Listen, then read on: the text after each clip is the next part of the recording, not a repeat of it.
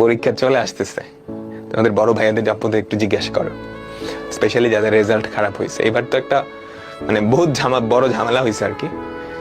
তো যাদের রেজাল্ট একটু খারাপ হয়েছে, যারা মানে কাঙ্ক্ষিত যে ইউনিভার্সিটি সেখানে বসতে পারবে না পরীক্ষা দেওয়ার জন্য, ওদের অবস্থাটা জাস্ট মানে একটু চিন্তা করে দেখো।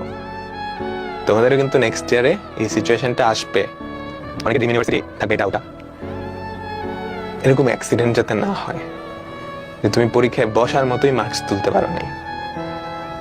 সবাই কিন্তু পরীক্ষায় বসতেও পারবে না, বুঝো কিন্তু।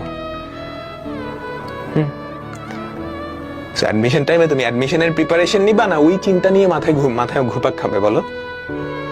ওরকম চিন্তা যাতে মানে না হয়, এই জন্য এখন থেকেই প্রিপারেশন নাও।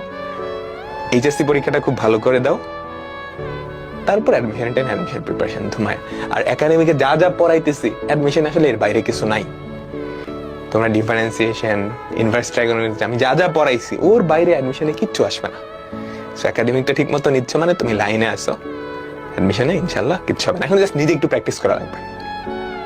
ক্লাসে যা দরকার আমি তার থেকে বেশি পড়াই দিছি, নিজের একটু প্র্যাকটিস লাগবে, নিজের একটু প্র্যাকটিস লাগবে। তো আল্লাহ হাফেজ।